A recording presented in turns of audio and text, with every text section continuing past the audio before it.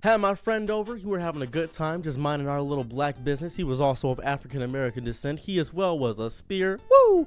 That was my guy. He was a good guy. And then he looked at me and said, "Man, how do you do it?" I said, "Beat you in Smash Brothers? Watch this." And I beat him 2 more times. He said, "No. How do you talk to girls?" I said, "Girls, women, people with ovarian canals, beef curtains. Is that what you want me to talk to? The sultry, smooth skin of a woman? You're having an issue right now?" He said, "Yeah, I don't know how to talk to him. I'm scared. Scared of fear going to your belly? I'm here to help. Don't worry." He said, "Yeah, man, I don't know." I said, "Don't worry about it. As a matter of fact, send me 20 photos, best photos you got. I'll help you out." Now, a little phenomenon you may not know about men is that they don't know how to take photos. Oh my goodness. I got these 20 photos back. Boy, like the hobgoblin. Boy, like the hunchback of Notre Dame. This man looked horrible. I said, "Hold up a second. I need you to come back over." He said, "What's going on? What's wrong?" Panicked, heart palpitating. I said, "Slow down, stop, grab the wall. Wiggle like you're trying to make that ass fall off." He said, "What? Nothing. Don't worry about that. I'm just trying to see that cake move. I need you to stand right there." I put him over, put him in front of this green screen that I'm standing in front of right now. I took some photos of him. My camera right here. He said, "Wow, these are amazing." I said, "Yeah, don't worry. Get some headshots to get you some head." Boom. He said, "Thank you so much. I'm so happy." "No problem, brother. Here to help." So, it was brutal. It was brutal. This man is not easy on the eyes, to be quite blunt with you. He's really great personality-wise, beautiful on the inside.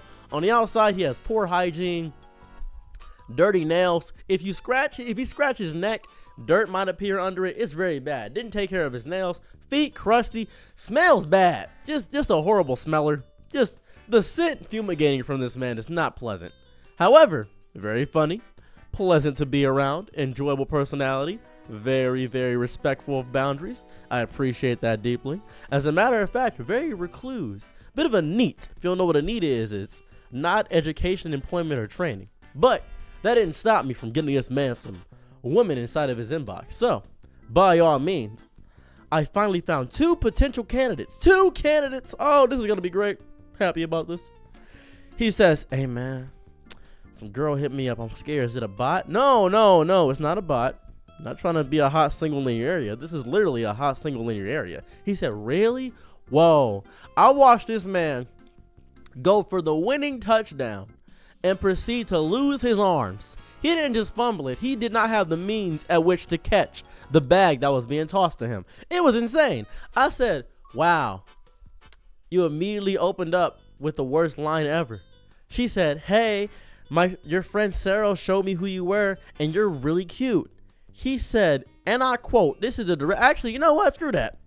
I'm going to read the direct quote from the message because I still have it. This is very important. He said, "Thank you. Do it bounce, grumble, squeech, and gwelch. Haha, just playing. You seem like the type of girl to be crazy in the bedroom. I love that. Hard eyes." That was the message. That was the message he sent.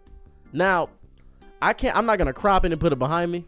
Why would I do that? Why would I crop it and put the exact message that I just read behind me? That's ridiculous. That's absurd. I wouldn't just put it right here for everybody to see.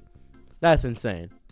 So, he sent that message, and I immediately realized I needed to steer this man like a Gundam. I needed to pilot him like Remy from Ratatouille. I needed to make sure that he didn't make any more mistakes because he's going through a minefield, and he step on everything because he likes the sound of explosions and the click it makes when it goes into your face. But he's not bomb-proof. She said, in retaliation, she said, "Block." That's what she said. "You can no longer reply to this conversation anymore," is what she said. And he sent me that and said, "Where did I mess up at?" Where did you mess up at? Brother, how did you think this was gonna work? My chest hurt. I began clutching in my chest. God, but he's so hopeless. My kid is worthless. He said, "Man, this is bad. I don't know what I'm gonna do." I said, "Don't worry. There's another woman. Here's what I'll do. Make this a lot easier for you. I will be there with you, typing next to you." He said, "Really?" I said, "Yes." 3 days later, she finally messaged him after me giving her the credentials to message him. And she said, "Hey, this is going to sound crazy, but I saw a bunch of pictures of you and thought you were really attractive." A little bit of a bigger girl. She's about 4'2", maybe 210 pounds, a little bit bigger. And he says, "Whoa, finally, a woman."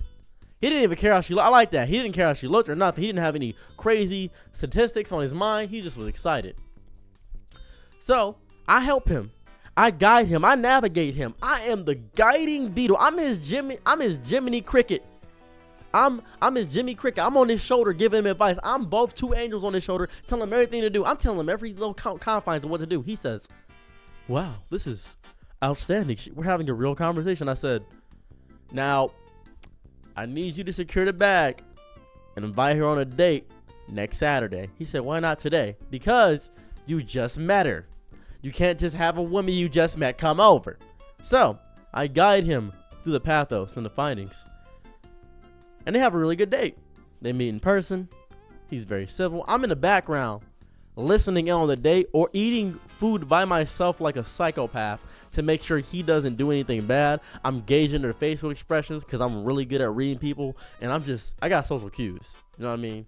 I know how to do things. So he messages me later that night and says, bro, she's amazing. Wow, that's great. And they go on 3 more dates. Everything seems to be going fine. I'm having a good time. I'm thinking to myself, wow, I don't have to hear this man complain about never getting some girls. I'm really happy about that. Then, 2 o'clock in the morning, I get a frantic call. He says, bro, I need you to come over. And I'm concerned. I don't know what's going on. I haven't heard from him in about a week. I didn't know what was happening. I was scared. I think maybe, oh no, I'm going to come home. It's going to be a corpse on the floor. I'm going to have to call the cops, put my friend in jail, or if he pays me enough, help him bury the body. My morals are easily shifted by money. That's how I operate as a human being. I don't know what's going on. He seemed a little bit off sometimes. I don't know what's happening. I'm concerned. I didn't want to believe in those delusions, but naturally, I'm always skeptical. I'm a little bit paranoid. I know what's going on. I come over, and his girl is sleeping on the couch. And he says, she's asleep. I said, did you know? He said, no, we didn't do anything. I need you to come upstairs. I said, okay. He says, I'm going to show you something. It's my downstairs mix-up. I don't want you to be alarmed. And I'm thinking he's going to pull out, the Pickle Peter Eater, the small little Goompel Gomp. I'm thinking he's going to show me a raisin, a grain of rice in the Andromeda Galaxy. That's what I'm thinking. This man packing heat. Miami. This man is packing salami pastrami. He's the prime rib. I looked down there. I said, is that a tube of tennis balls? Is that a tall boy can of Red Bull? Oh, my God. What is that? Is that a policeman's flashlight from the 1930s? That's crazy. It was nuts. He said, yeah. I said, yeah, what? Yeah, what? What do you mean? I don't understand the issue. I'm concerned. I don't know what's going on. He says, we can't sleep together. I said, what's wrong? What's going on? I don't know what's happening. He says, it's too big. I said, huh? Let's roll back a little bit. You said it's too big? He said, yep. It's too big. Oh, I wake her up. I said, hey, let's wake her up. Let's go talk to her. I go downstairs. I said, hey, so I heard you guys were having issues in the bedroom. Now, I want to point this out. I met her on Facebook, so I never heard her voice. Oh my God. If punches could be words, her voice would be scratches and tears at my skin. She said, okay, well, oh my God. She got a black accent and she's Caucasian. This is messy. She's clacking her nails while she's talking. Her weave is, it's insane.